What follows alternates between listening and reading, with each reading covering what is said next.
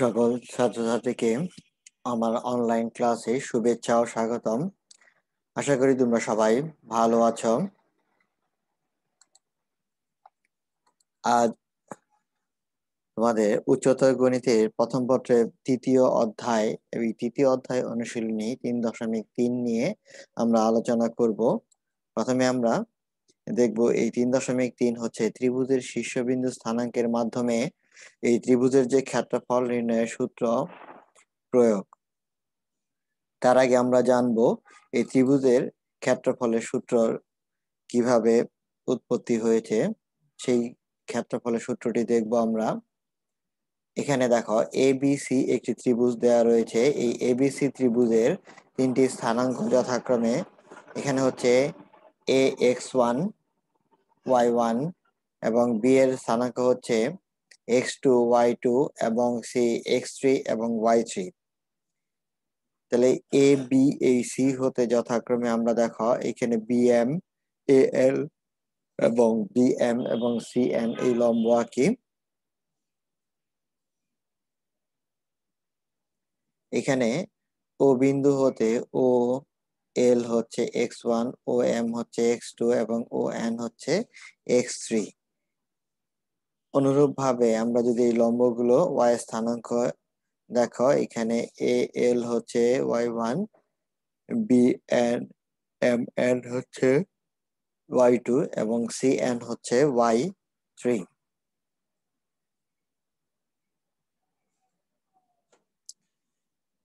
তাহলে এই এবিসি ত্রিভুজের ক্ষেত্রফল হবে আমাদের যে A B M sorry A L M B এই ট্রাপিজিয়াম এর যোগফলের সাথে যদি A L N C trapezium যোগ করে, এই ট্রাপিজিয়াম যোগ করার পর যদি বি সি এন এম এই ট্রাপিজিয়াম বিয়োগ করে দেই, তাহলে উপরে এ বি সি ত্রিভুজের ক্ষেত্রফলটি পাওয়া যাবে।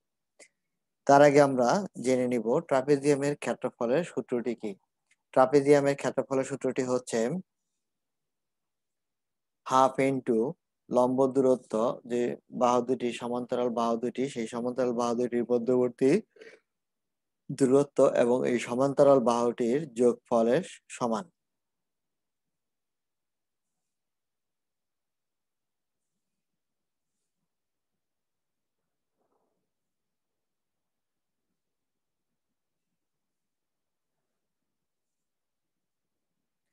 এখানে আমরা দেখো প্রথম ট্রাপিজিয়ামের ক্ষেত্রফলটি এখানে হচ্ছে এ এল এবং বি এন সমান্তরাল বাহু এবং উচ্চতা হচ্ছে এম এল। অনুরূপ ভাবে এই পরের ট্রাপিজিয়ামটি A L plus C N into L N, এইভাবে মাইনাস হচ্ছে নিচের ট্রাপিজিয়ামটির সমান্তরাল বাহু C N plus B N এবং ইন্টু এম এন। তাহলে এই দুটির গুণফল আমরা এই মানগুলো বসিয়ে দিচ্ছি। দেখো মানগুলো বসিয়ে দেওয়ার পর এখানে আমরা এই প্রত্যেকটি থেকে যেহেতু হাফ রয়েছে, এই হাফটি আমরা কমন নিয়ে নিলাম।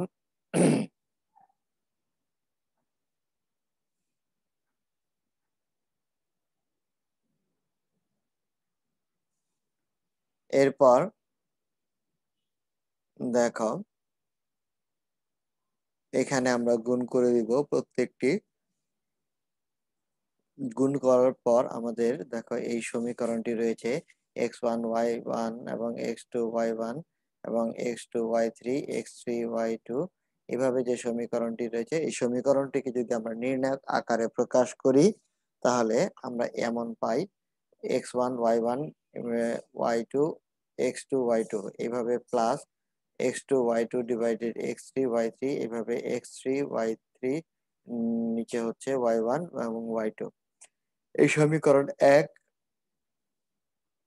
হতে আবার এভাবে আমরা ক্ষেত্রফল লিখতে পারি। যেমন এই তিনটিকে আমরা x1 x2 এবং x3 কে আলাদা করে ফেললাম এবং x2 x3 এবং x1 এই যে y1 y2 y3 এবারেকে আবার আলাদা করে সাজিয়ে দিলাম। তাহলে এটিকে আমরা এইভাবে ক্ষেত্রফল নির্ণয় করা যায়, half into x1 x2 x3 আবার x1 রিপিট হবে। ঠিকই অনুরূপভাবে y1 y2 y3 y1 এই সূত্রটি তোমরা 9 10-এ এর হায়ার ম্যাথে 11 দশমিক অধ্যায় অর্থাৎ স্থানাঙ্কিতে তোমরা এই সূত্রটি পড়েছ। এছাড়াও দেখো আমরা এই সূত্রটির মাধ্যমে আমরা এই ক্ষেত্রফলটি আমরা ব্যবহার করব হাফ, এখানে x1 y1 x2 y3 x3 y3 1 1 1 এই নির্ণয়কের সূত্রটি আকারেও প্রকাশ করা যায়। আমরা এই সূত্রটিও ব্যবহার করতে পারি, অথবা আমরা যে 9 যে সূত্রটি করেছি সেই সূত্রটি আমরা ব্যবহার করতে পারি। এবার আমরা এই সূত্র ব্যবহার করে যে অনুশীলনের অঙ্ক এবং বইয়ের যে উদাহরণের অঙ্ক রয়েছে তা তোমাদেরকে একটু দেখিয়ে দিচ্ছি। প্রথমে আমি একটি উদাহরণের অঙ্ক নিয়ে আলোচনা করছি।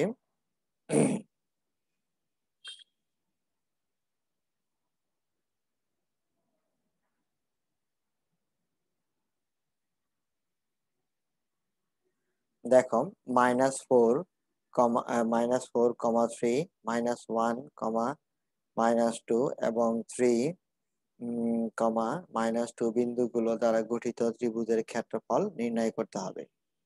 তাহলে প্রথমে আমরা এই বিন্দুগুলো লিখে নিব।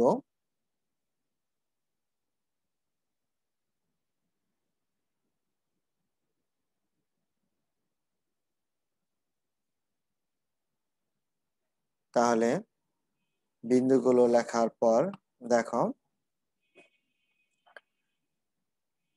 এরপর আমরা বিন্দুগুলো ক্রমান্বয়ে সাজিয়ে দিচ্ছি। এখানে x1 y1 অর্থাৎ 3 -4, 3 এবং x2 y2 হচ্ছে -1 -2 এবং x3 y3 হচ্ছে x3 এবং y3। এরপর ফর্মুলার অনুযায়ী 1 1 1, যেহেতু এই 1 1 থাকে আমরা নির্ণয়কেও করেছি, নির্ণয়কে যে মানগুলো বিয়োগ করে দিব। তাহলে আমরা বিয়োগটি হচ্ছে r1 dash equal to r1 minus r2 এবং r2 ড্যাশে হবে r1 r2 মাইনাস r3। এখানে r হচ্ছে রো 1 এবং r1 রো 1, r2 হচ্ছে রো 2 এবং r3 হচ্ছে রো 3। আশা করি তোমরা বুঝতে পেরেছো। দেখো বিয়োগটা আমি দেখাচ্ছি। -4 থেকে -1 এখানে বিয়োগ করলে মাইনাস মাইনাসে প্লাস হয়ে যাবে, থাকবে -3। তারপরে এই 3 -2 অর্থাৎ মাইনাস মাইনাসে প্লাস হয়ে যাবে, 3 + 2 5, 1 - 1 0, -1 থেকে -3 অর্থাৎ -4, -2 থেকে -2 বিয়োগ করলে 0, তারপরে এরপরে 1 - 1 0। এইভাবে নিচের কলামটি থেকে যাবে, নিচের কলামটির কোনো পরিবর্তন হবে না।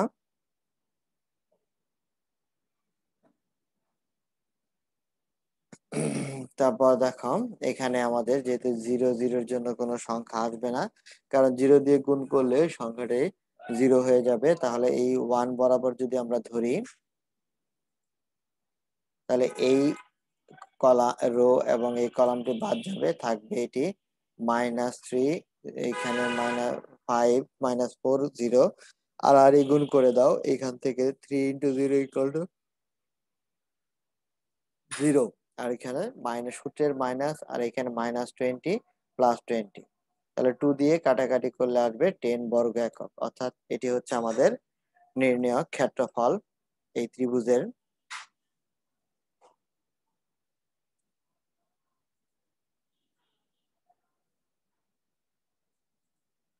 তোমরা কথাগুলো মনোযোগ দিয়ে শুনবে এবং সুন্দর করে অঙ্কগুলো নোট করে ফেলবে। পরবর্তীতে আমি আরো একটি অঙ্ক দেখাচ্ছি। এটি আমাদের মূল বইয়ের অনুশীলনীর 3.3-এর 2 নাম্বার অঙ্কটি। সে তোমাদেরকে প্রথমে আমরা প্রশ্নটি পড়ে নিচ্ছি।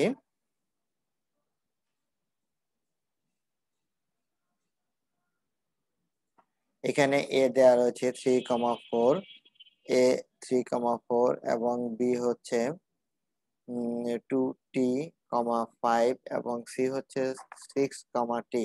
এই বিন্দু দ্বারা ত্রিভুজের ক্ষেত্রফল যদি 19 বর্গ একক হয়, তাহলে টি এর মান কত হবে সেটি আমাদেরকে নির্ণয় করে দেখাতে হবে।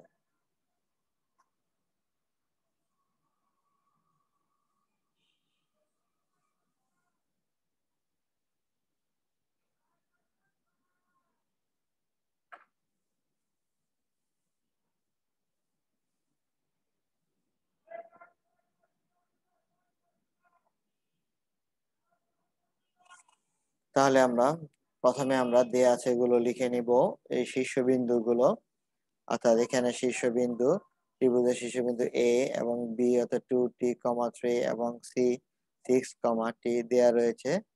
তাহলে এই ত্রিভুজ বিন্দুগুলো দ্বারা একটা ক্ষেত্রফল নির্ণয় করছি। এখানে এর মান, এখানে বি এর মান, এখানে সি এর মান দেওয়া রয়েছে, আর এখানে 1 1 হচ্ছে আমাদের সূত্র। এবার আমরা দেখব,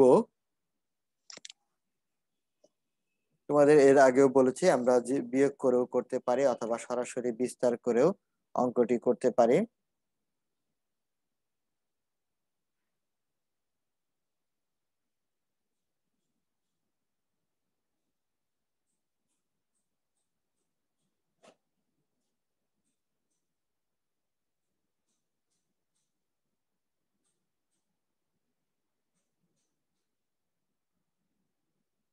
তাহলে আমরা এই প্রথম যে সারি বরাবর আমরা বিস্তার করেছি, প্রথম সারি অর্থাৎ 3 নিব, যখন আমি 3 নিব খেয়াল করো, তখন আমার এই রো এবং এই কলামটি বাদ যাবে, থাকবে শুধু এটি।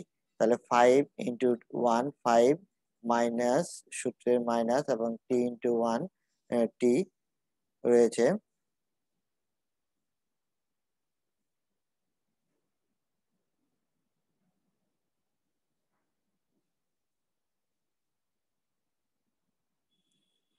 এরপর হচ্ছে 4, এরপর সূত্রের একটি মাইনাস রয়েছে, এবং তারপরে 6 -2t, অর্থাৎ 6 - 2t। দেখো যখন 4 নিব, আর তোমাদেরকে দেখি যখন আমরা 4 নিব তখন এইটি বাদ যাবে, তখন থাকবে 2t × 1, তারপরে -t। আর এখানে যদি প্লাস দিয়ে দাও তাহলে তোমরা বিপরীত থেকে করবে, মানে 6 × 1 -2t।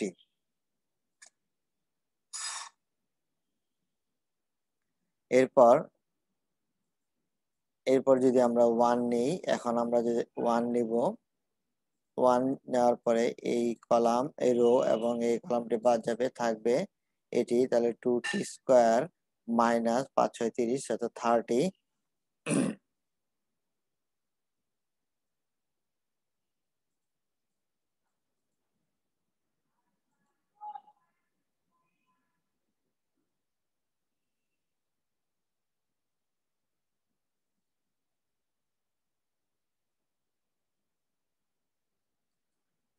এবার আমরা বিস্তারিত গুণ করে দিচ্ছি। গুণ করার পর আমার এই সমীকরণটি দাঁড়ায়, তাহলে আমরা এখান থেকে দেখো ক্রমান্বয়ে সাজাবো। এখানে 2t² রয়েছে, 2t² -11t +9 বর্গ একক, অর্থাৎ এটি প্রশ্ন মতে রয়েছে, আমাদের প্রশ্ন মতে এর ক্ষেত্রফলটি দেয়া রয়েছে, অর্থাৎ এর ক্ষেত্রফলটি ছিল 19½ অর্থাৎ এটিকে আমরা উভয় দেখো আর আর এই গুণ এখানে সমস্তটিকে ভাঙাবো। 19 2 দিয়ে গুণ করলে, মাল্টিপ্লাই করলে হবে 38 + 1 38/2, আর এখানে হাফ রয়েছে। উভয় পক্ষ থেকে আমরা এই 2টি বাদ দিয়ে দিলাম, তাহলে আমাদের এই সমীকরণ দাঁড়ালো 2t² -11 t +9 = 39। এবার 39 আমরা বিয়োগ করে হাতের বাম পাশে নিয়ে যাচ্ছি।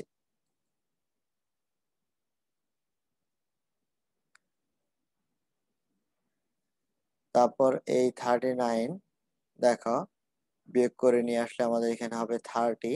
এবার আমরা মিডিল টার্ম করব, 30 আর 2 যদি গুণ করি তাহলে হবে 60। এই 11 কে এমন ভাবে লিখতে হবে যে যে এমন দুটি সংখ্যা বিভক্ত করতে হবে, অর্থাৎ মিডিল টার্মে এখানে গুণ করলে হবে 60 এবং বিয়োগ করলে হবে 11। তাহলে এই -15 + 4 4 15 60, এবং 15 থেকে যদি আমরা 4 বিয়োগ করি তাহলে থাকবে আমাদের 11 মাইনাস, এখানে বড় সংখ্যার সামনে মাইনাস চিহ্নটি দিতে হবে অবশ্যই। এবার আমরা কমন নিচ্ছি, প্রথম অংশটি থেকে আমরা টি কমন পাচ্ছি, এখান থেকে আমরা টি কমন পাই, তাহলে টি নিলাম 2t -15, এবং দ্বিতীয় অংশটি থেকে আমরা যদি 4 কমন যাবে না, 2 কমন যাবে, অর্থাৎ 2t -15 = 0। অর্থাৎ টি 2t -15 এবং t + 2 ইকুয়াল টু 0, আমরা দুইটি সমীকরণ উৎপাদক পেলাম। এবার দুইটি উৎপাদকের গুণফল যদি শূন্য হয়, আমরা জানি প্রত্যেকটি রাশি আলাদা আলাদা ভাবে শূন্য হয়। দেখো এখানে 2t - 15 ইকুয়াল টু 0 লিখতে হবে। তোমরা অবশ্যই এই লাইন দুটি এখানে লিখে দিবে। এখানে অবশ্যই আরো দুটি লাইন লিখবে, সেটি হচ্ছে 2t - 15 ইকুয়াল টু 0। এখানে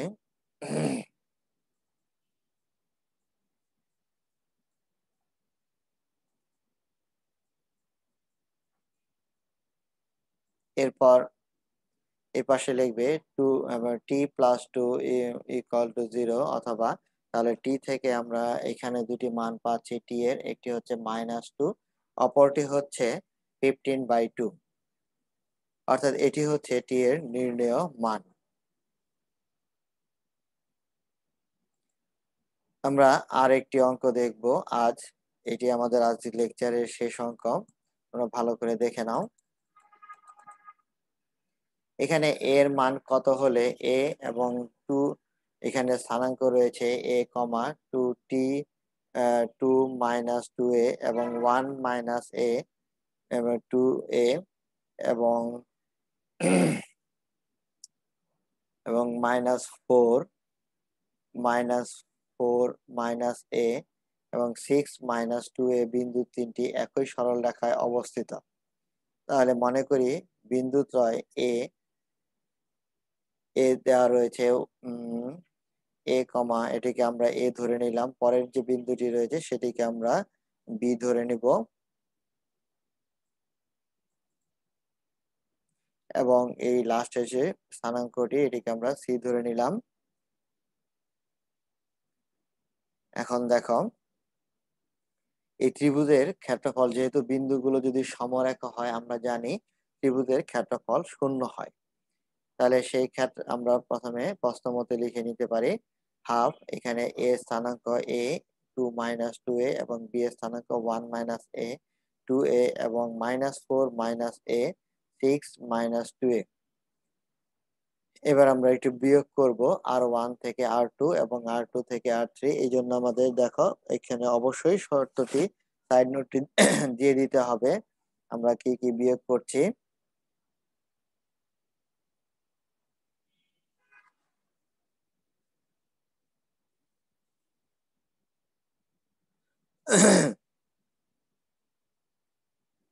তাহলে 2a আমরা বিয়োগ করে দেখো, এখান থেকে a মাইনাস যদি হয় a থেকে -1, এখানে প্লাস হয়ে যাবে।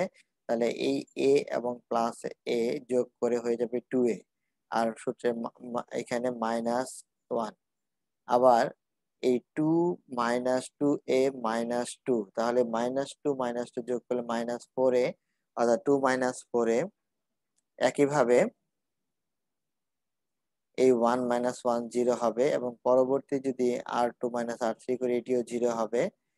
এখান থেকে দেখো 2a -6 + 2, অর্থাৎ 2 চলে যাবে, থাকবে শুধু দেখো এখানে সরি প্লাস, এখানে প্লাস হয়ে যাবে, অর্থাৎ 4a -6।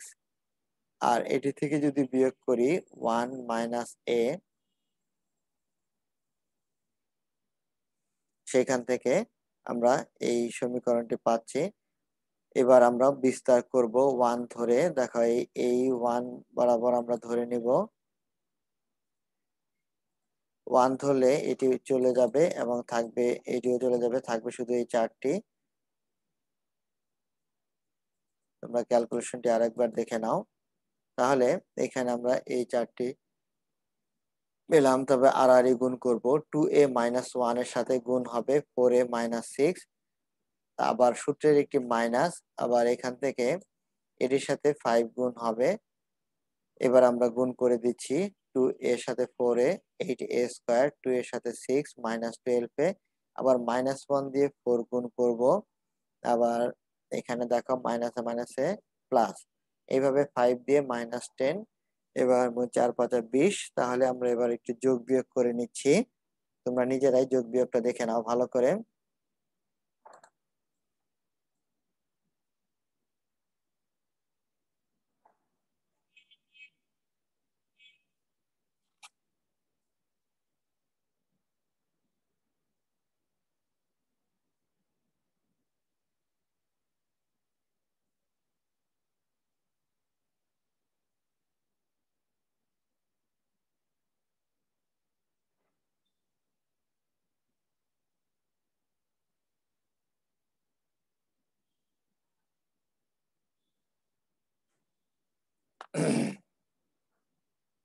আশা করি তোমরা সবাই ভালোভাবে বুঝতে পেরেছো।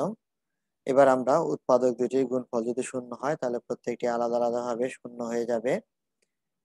তাহলে এর মান পেয়ে গেলাম এখানে হাফ এবং এর মান -1। তোমরা সবাই